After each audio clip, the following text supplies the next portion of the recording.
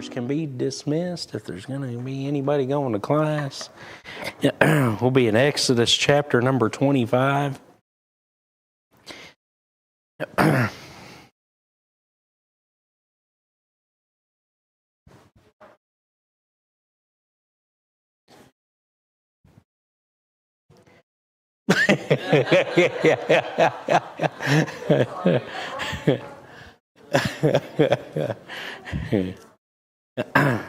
don't know about you, but whenever I get a piece of furniture or something that is in a box, I don't know if it's like bunk beds or something like that. I love the little packet of papers that you get that show you how to put it all together. Don't you? You know, that's what we got right here in this chapter, right? It is Moses, here's the manual. But God goes a little bit further with Moses and doesn't just give him the paper, he shows him. And I don't know exactly how he showed him, but he showed him, and it's pretty amazing. Exodus chapter number 25, I was told about a week ago, said it's going to be pretty amazing to go through Leviticus and Numbers and see how we can apply that to our daily lives. Well, we're going to start here tonight because this is, a lot of times we'll read these chapters and we'll just, like genealogies, man, we'll just gloss over them, and I don't want to do that, but I also don't want to stay here for 2 years. Fair? Because we could stay here for a very, very long time. But this is what I want. I want help tonight. I want to see what you see in this, because this is talked about through the entire Bible, not just Old Testament, but I do want to go, let's go to verse number 1. And the Lord spake unto Moses, saying, speak unto the children of Israel. Go to verse number 1. And the Lord spake unto Moses, saying, speak unto the children of Israel, that they bring me an offering of every man that giveth it willingly with his heart, ye shall take my offering. So, first things first, God says, this is what I want. I want the children of Israel to come to me, and I want them to bring me an offering. Well, an offering of what? Well, it says there in verse number 3, and this is the offering which ye shall take of them: gold and silver and brass and blue and purple and scarlet, fine linen and goat's hair and ram skins, dyed red, and badger skins and shittim wood, oil for the light, spices for anointing oil and for sweet incense, onyx stones and stones to be set in the ephod and in the breastplate. Now stop right there for just 1 second. If I'm Moses, this is what I'm thinking. What in the world are you going to do with all this stuff? Right? Now, what are you going to do with all this? I mean, we're out here in the middle of the desert, man. I mean, what do you want with gold, silver, and brass? And, and here's the thing. This is what's so interesting about colors in your Bible. The color purple was very, very expensive to come by. And that's why the rich man was clothed in purple and fine linen. But the purple, to get the tint of purple, there was a certain snail that had to be crushed and then blended to get the dye out of it to make the purple linen. That to me is just amazing that the people back in that day, I mean, here's the thing, we're not talking about cavemen. I don't even know if I believe in cavemen. I'm just going to be honest with you, unless it's the guys on the Geico commercials. But other than that, listen, you have in the book of Genesis, you have a group of people that are trying to build a tower to get to heaven, and if God didn't stop them and confuse them, they were going to do it. We're not talking, they could have done a How It's Made show back in these days. I mean, these people were technologically advanced, and you just adapt. You just adapt. I mean, you just figure out what works. But God says, this is the offering that I want from these people, and the only way I'll accept it is if they do it with a willing heart. Now, where'd they get this stuff? Egypt. Absolutely.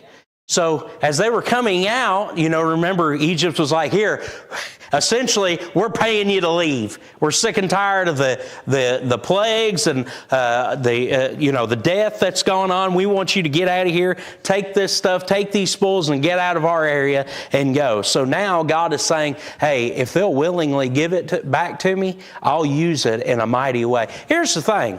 You think about this.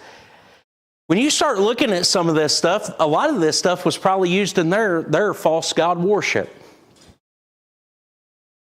But now, and I heard this, it's been years ago, but J. Vernon McGee once said, if a guy goes into a gas station and buys a 24-pack of beer, and then that money, that cash that has been spent, it is taken, and then that money goes and it pays for a prostitute, and then that prostitute spends that money on something to eat, and then the person that gets that money from that something to eat, if they take that and they put it in a church offering, it has now become holy money.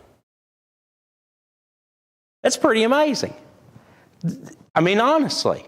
And what do they have? Well, they probably got a bunch of stuff that has probably been used in idol worship. A lot of probably the silver and the gold and the brass. I don't know so much about the different colored linens, but as you look at this, and here's the thing, that Shittim wood, that was you think we got hardwood, that was hardwood. And it was pretty much indestructible. But it was in the Arabian area and also in the Egyptian area is where you would find that at. But God is saying, hey, if my people will come and will give this to me for me to use for worship, for me, then I will take it. I will willingly accept that. That's the ones that you need to accept it from. Now, did they do that? Sure did, so much so that God said, hey, that's enough. That's enough. We have more than enough. We don't need no more. Man, ain't that the way that we ought to be? I think sometimes we look at the Old Testament and we think, oh, we got to do this and this and this. Have you ever looked at the Old Testament like that? It's a bunch of don't do this and do this stuff, right? And a lot of people present the Old Testament that way. Well, I have to tithe. If you ever go to a church that says you have to tithe, you need to leave that church. Because that is a burden that you put on people that then all of a sudden they're not cheerful givers because they've been burdened by the preaching of false doctrine. Because God right there says, if they'll give it willingly, we'll take it. Now, we don't want it. Let me tell you something. God don't want your offering if you're going to be stingy with it.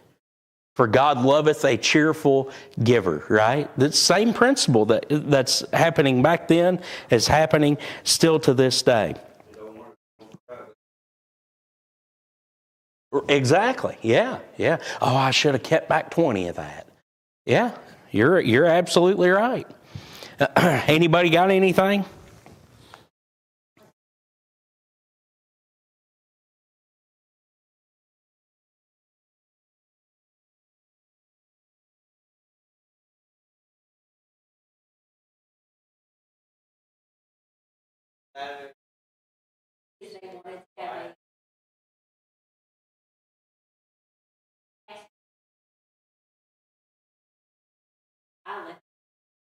Oh, yeah. Yeah.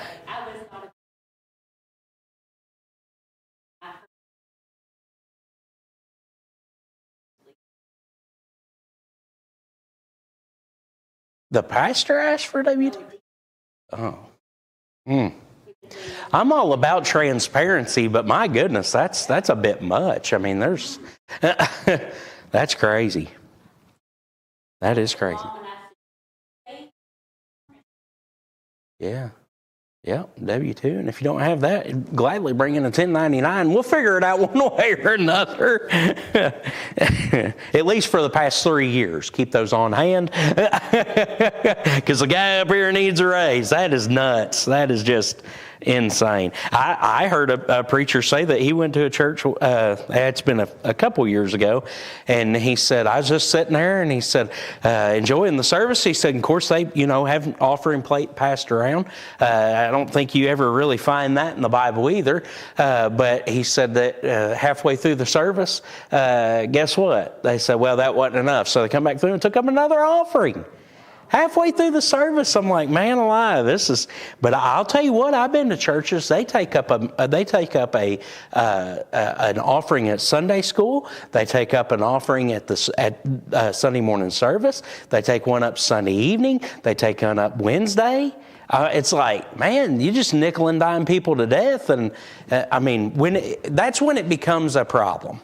It literally becomes a problem, and I've heard of churches here locally that thought, well, we'll get more money out of the people if we just pass an offering plate around. Listen, people are going to give what the Lord lays on their heart.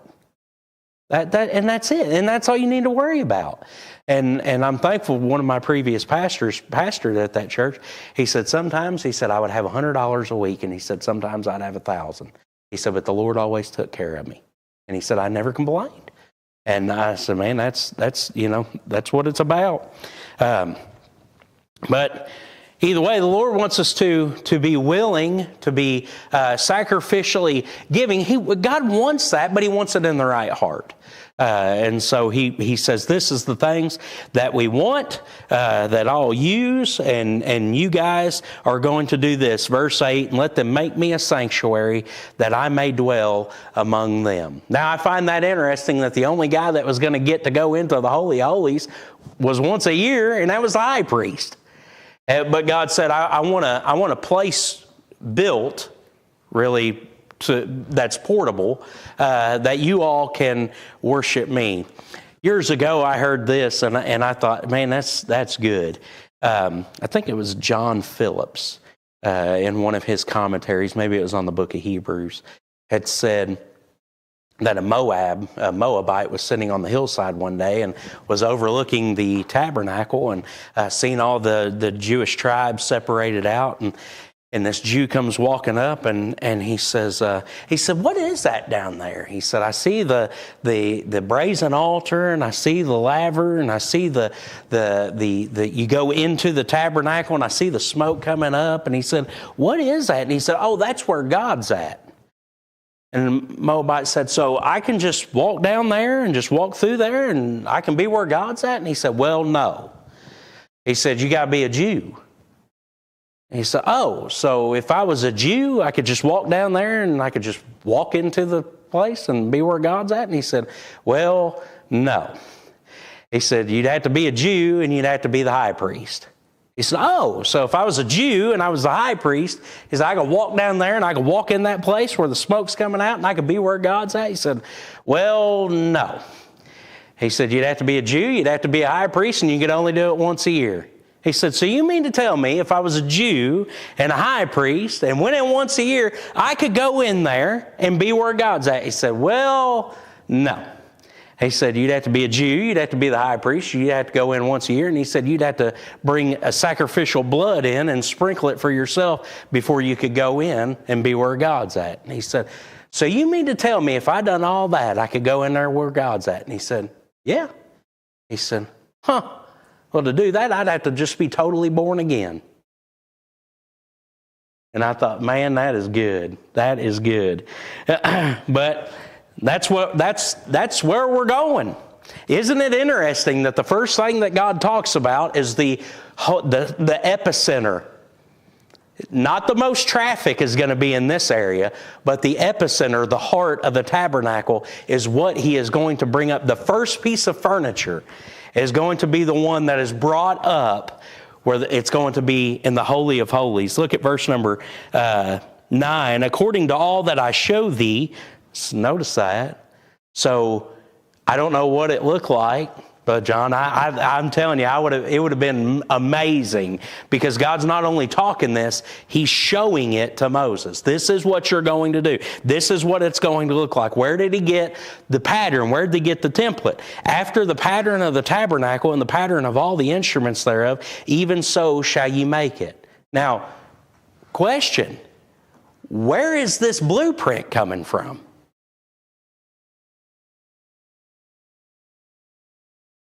He said it's going to be after a pattern. The tabernacle is going to be after a pattern. I got a sneaking suspicion that Moses is getting a glimpse of the throne room of God. Now, what Moses says and what some of these new people that write books and make movies and, make millions of dollars off of it doesn't really go with what Moses says here. But you look at it there in verse number 10, and they shall make an ark of shittim wood, 2 cubits and a half shall be the length thereof. And a cubit would be from here to here. So about 18 inches, depending on the arm. Now, if you got T-Rex arms like me, maybe like a cubit and a half. And yeah. So there you go. The ark of the covenant would roughly be about 3 foot by 2 foot by 2 foot. So 2 cubits and a half shall be the length thereof, and a cubit and a half the breadth thereof, and a cubit and a half the height thereof. And thou shalt overlay it with pure gold. Within and without shalt thou overlay it, and shalt make upon it a crown of gold round about. And thou shalt cast 4 rings of gold for it, and put them in the 4 corners thereof.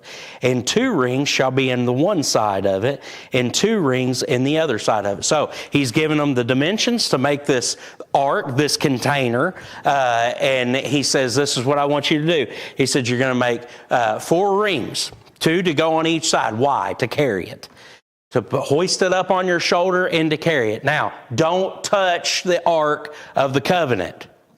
Uzzah could plainly tell you, don't touch the Ark of the Covenant. Why? It's a serious matter. It's a very serious matter. God said, listen, this is holy. This is to be looked at as, literally, I am here. I'm meeting with you. I'm communing with you at this spot. Don't touch it. Carry it on your shoulder, but don't touch it. Verse number 13, and thou shalt make staves or poles of shittim wood, and overlay them with gold. And thou shalt put the staves into the rings by the sides of the ark, that the ark may be borne with them, or be carried with them. The staves shall be in the rings of the ark; they shall not be taken from it. God never wanted this put into a cattle cart, even if it was new. Right? The oxen start shaking, and so what happens? I think it's in 2 Samuel chapter 6. David wants the Ark of the Covenant brought to the city, and what happens is they load it up on an ox cart. It's a new one. The Bible tells you it's a new ox cart, and they start going out and taking it down the road, and then the oxen start getting a little wonky, and it starts to shake.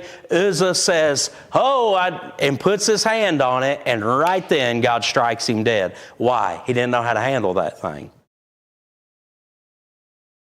In that same story, it's taken to a man, and it's put in his house for months, and his house is blessed. Why? Because he knew how to handle it. He knew how to handle it. He didn't touch it. He knew what he had in his possession. In his home was the Ark of the Covenant. It's almost like God was in his house.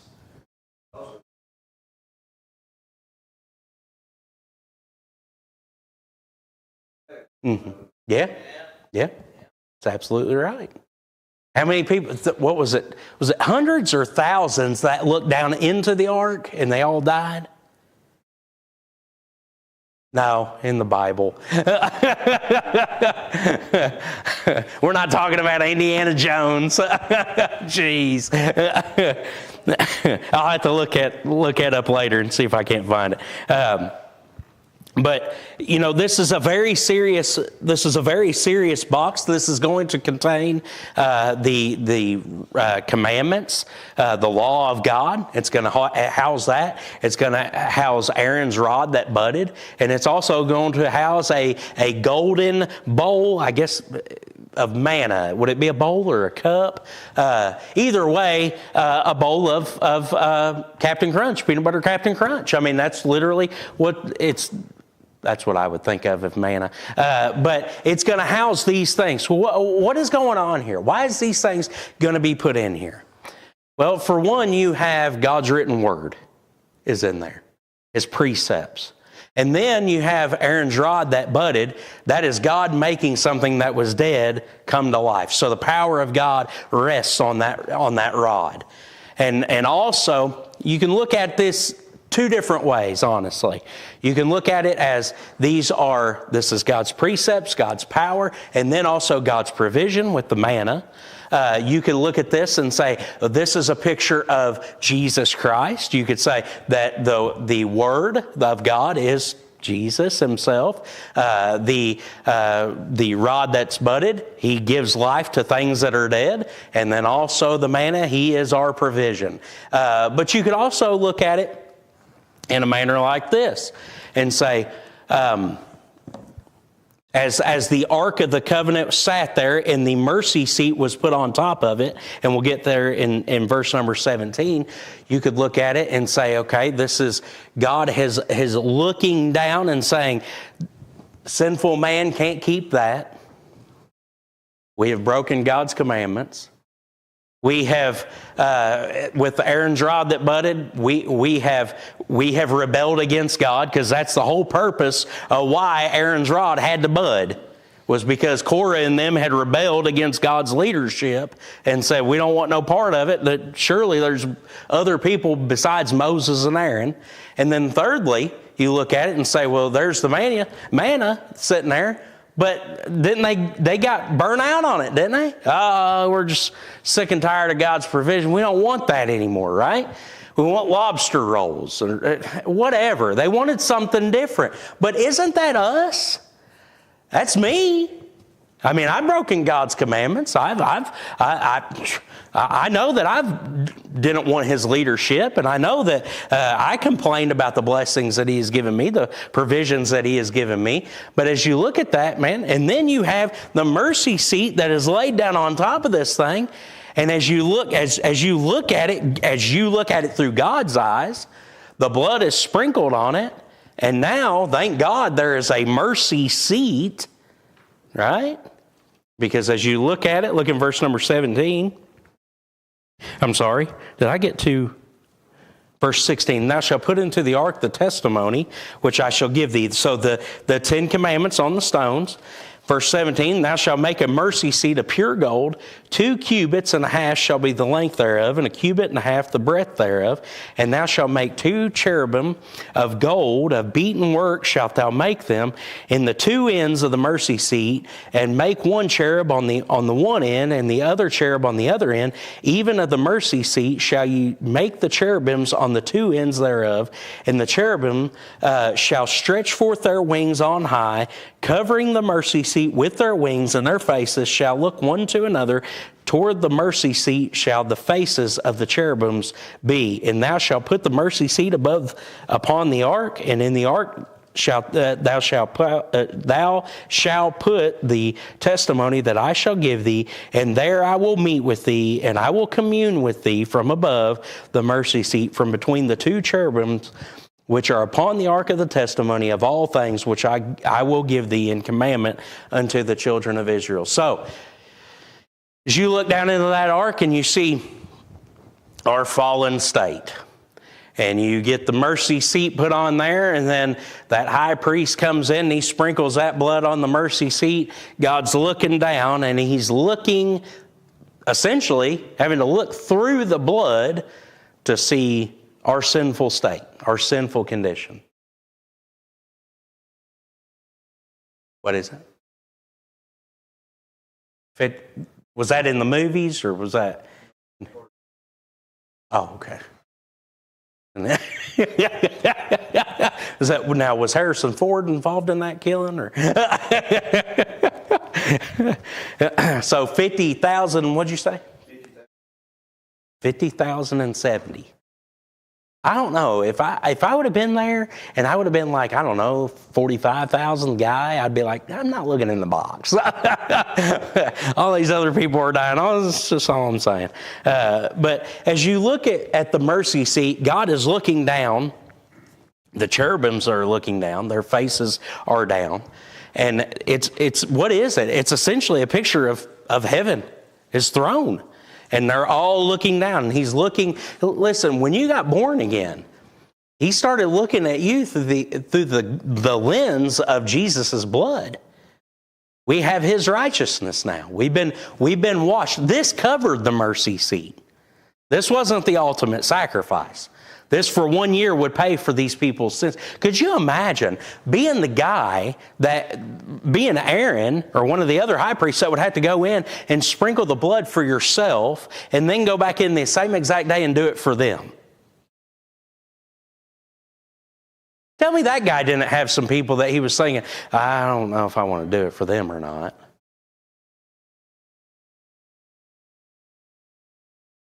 I find it interesting that while this conversation's going on, the people that's down at the bottom are getting frustrated because Moses is taking too long.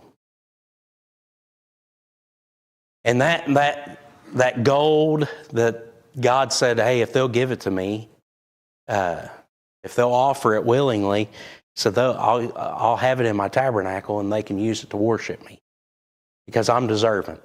And they're down there making a calf. And Moses is giving word, hey, you guys got Aaron and Hur down here. I mean, if you got anything that's going on, just take it up with them. Well, they sure did, didn't they? And Aaron followed suit. Let's just pluck the earrings out of their ears, take the bracelets, and let's get this thing going. Cue the music, and it's a dance party, right? I mean, that's essentially what happened. Anybody got anything?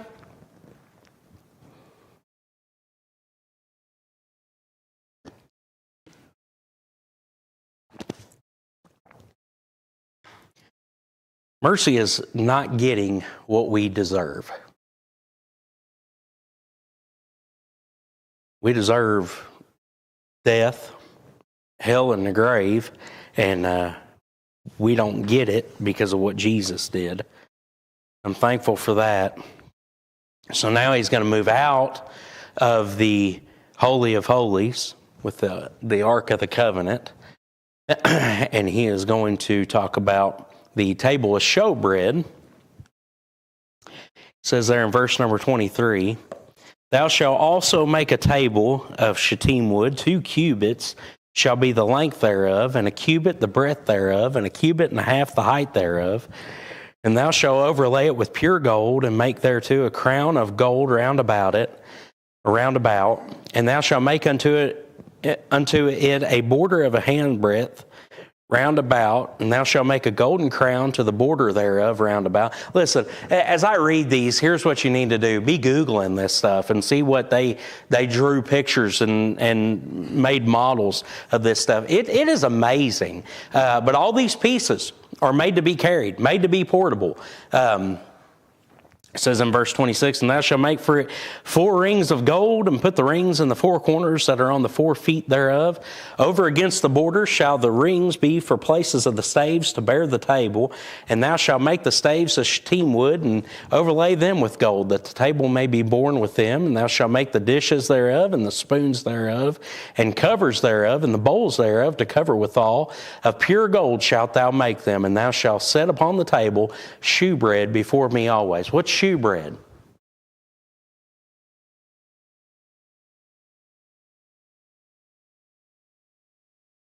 Mm-hmm.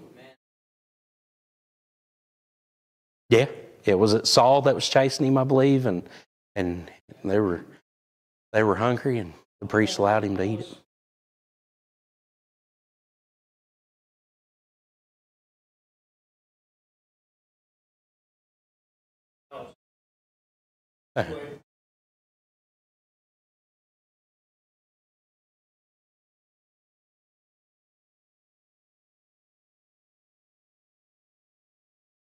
Uh-huh.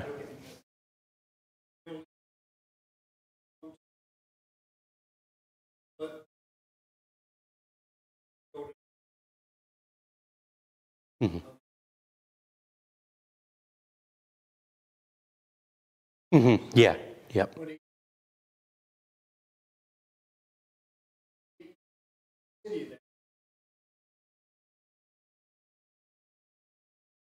The golden lampstand. Menorah. Yeah. Carrying the menorah. Yeah.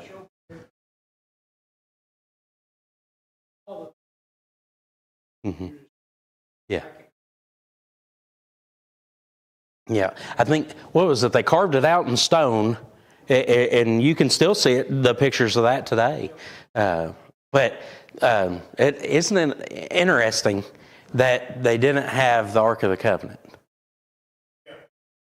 Yeah, it wasn't there. And here's the thing. Is the Ark of the Covenant still around? I don't know. I mean, honestly, I don't know. I don't know. Maybe when this thing, I heard this, and maybe it'll be true. I don't know. But maybe they'll find it, and that's when the third temple will be built. I don't know. I mean, it's possible. But here's the thing. Was it the entire time that Jesus was in his earthly ministry, it wasn't in the temple?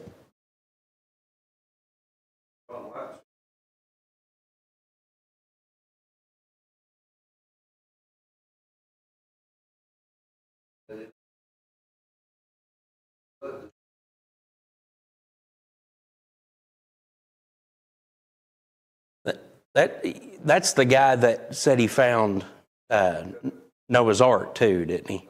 Is that the one? And I tell you, I don't know about the Ark ordeal. I've heard that. I heard that the blood of Jesus when he was crucified, that underneath there was the Ark of the Covenant. But there's been no. Yeah.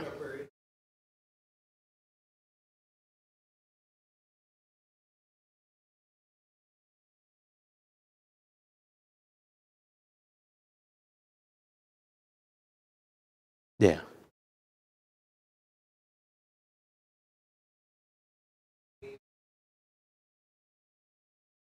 Until God says, hey, this is where it's at. Yeah. Some people think that it's buried in the hills and, over by the Dead Sea. And I mean, who knows? Who knows? Honestly, I mean, what's it going to change anything? Essentially, that's kind of a bad way to say it, but who cares?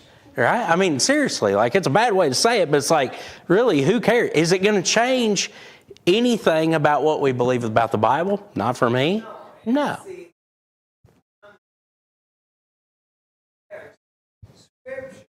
Mm-hmm. Mm-hmm. Yeah. It's not part of our. Mm-hmm. It's not what we it's simple. Yeah. But Mm-hmm. now it, a lot of it said mind here Mm-hmm. of God minded up with Yeah. Yep. Yeah. I mean, Revelation. important us. Right. Yeah. Where is it? Yeah. Yep. Mm-hmm. Yeah. Yeah. Yeah. Yeah.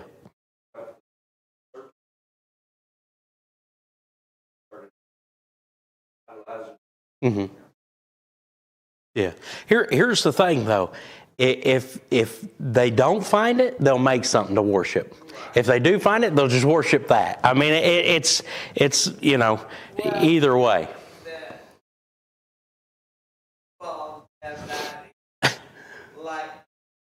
would you believe God knows Ark? Yeah. No. Yeah. Here it Yeah. is. Yeah. Yeah. Yeah.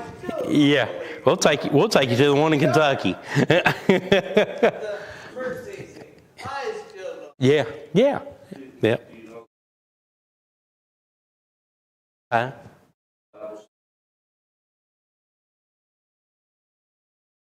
You're gonna have to explain that.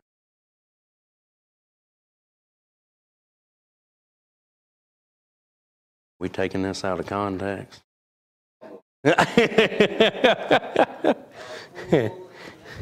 Oh yeah.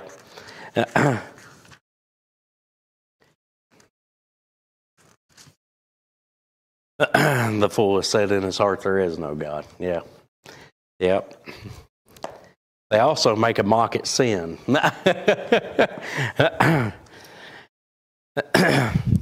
Well, has everybody been rejuvenated by the instructions on how to build a container and a lid for it?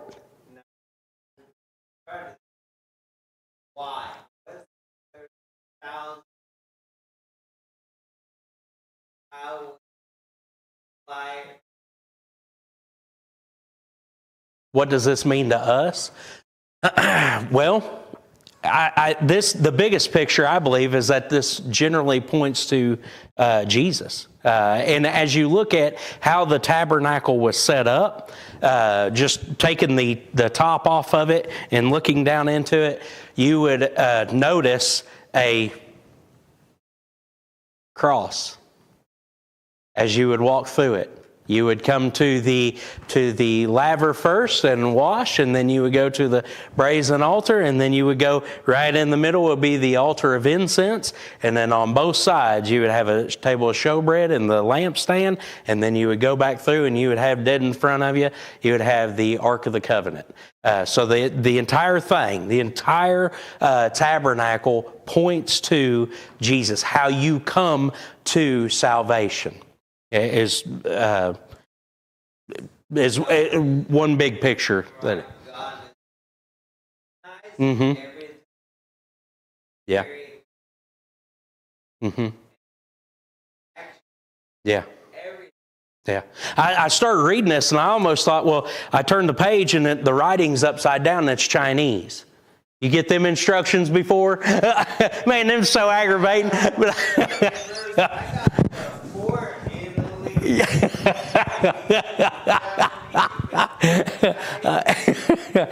Where's the Dutch at? I mean, what is going on? Yeah, it's. But these are very, very. This is very ornate. Let me tell you something. These dudes were skilled that made this. Very skilled, because a lot of this stuff is made out of one piece, and it's pretty amazing. Where did they that model? Yeah. Because Mm-hmm. God gifted them.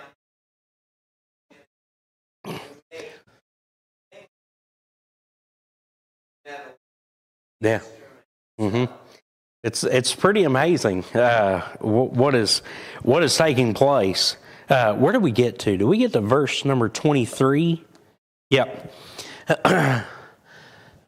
Thou shalt also make a table.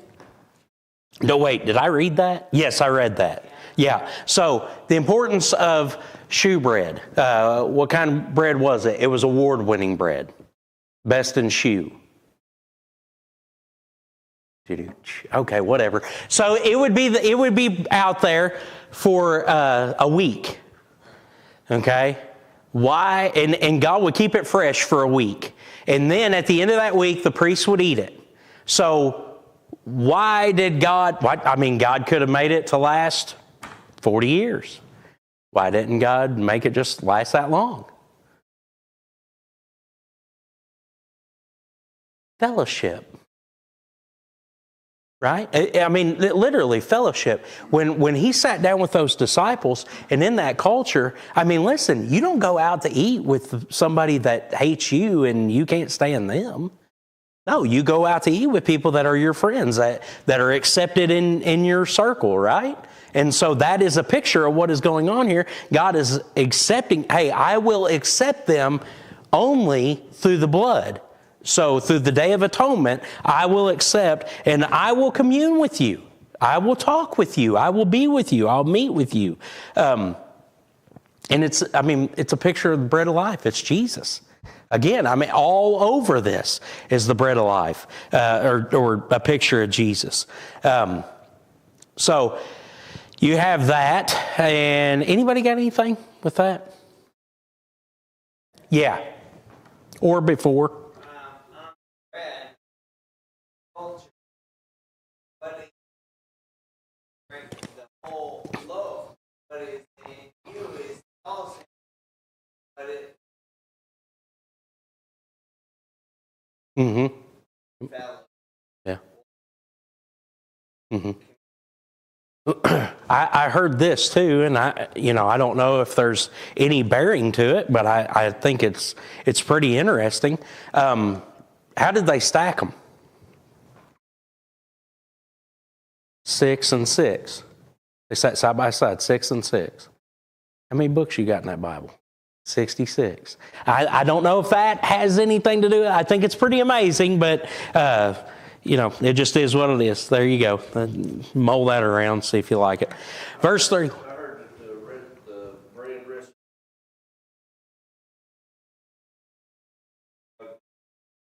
Mm-hmm. All the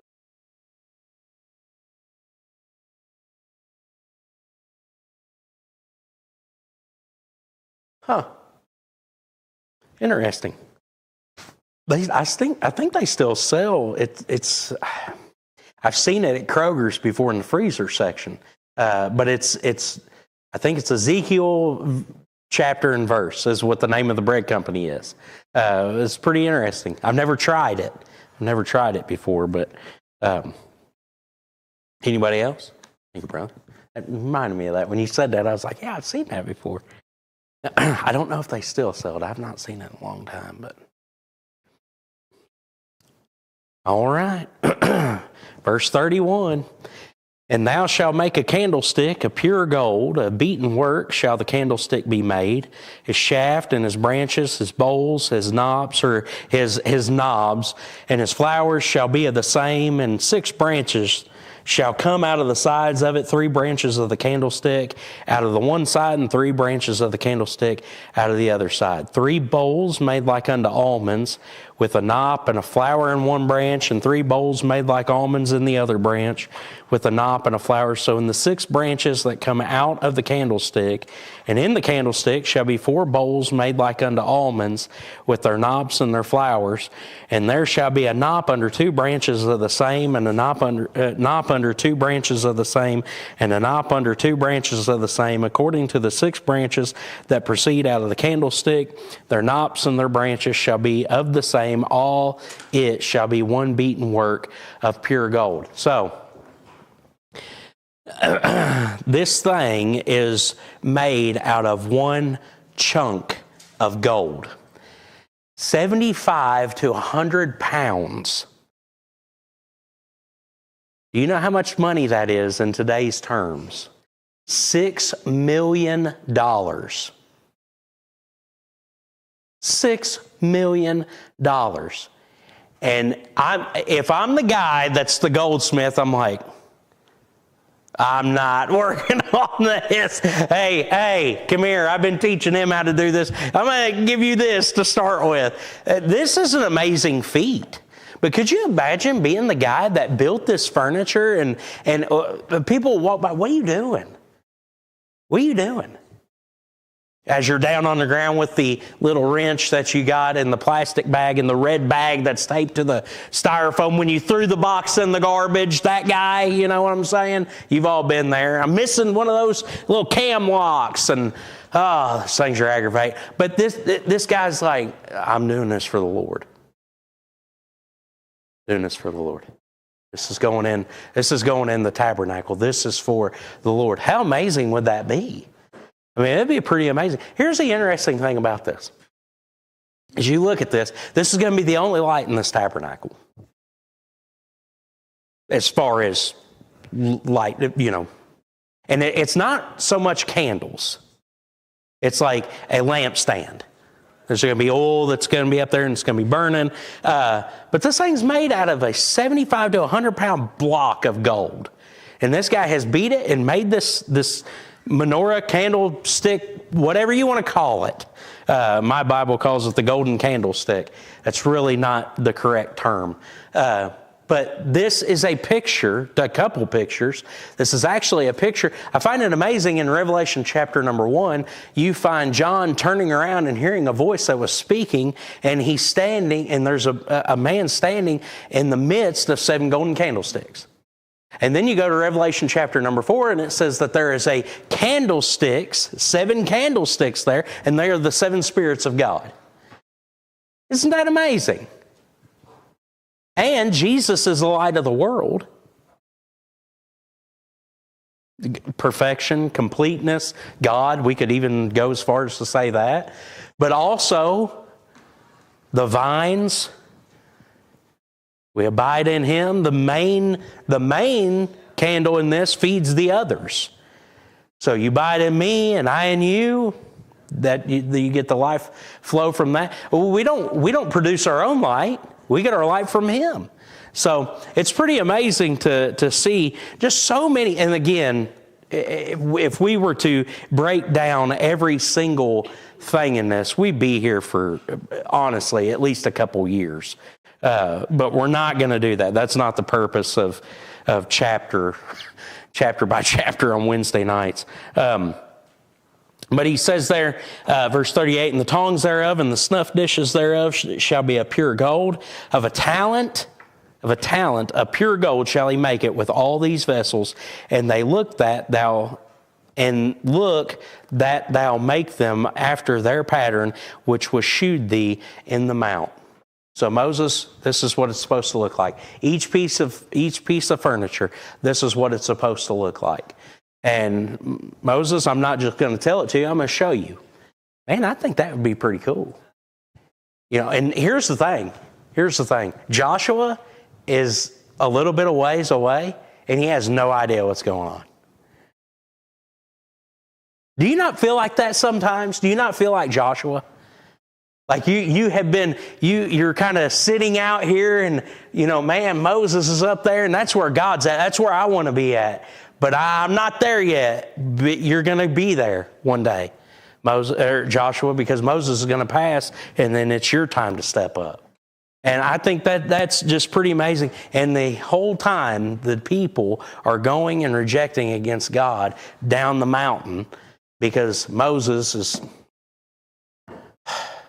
According to my sundial watch, Moses is taking way too long. I mean, it's sad. It's sad. Anybody got anything? Is that what it is? Yeah. Yeah. We need to try it.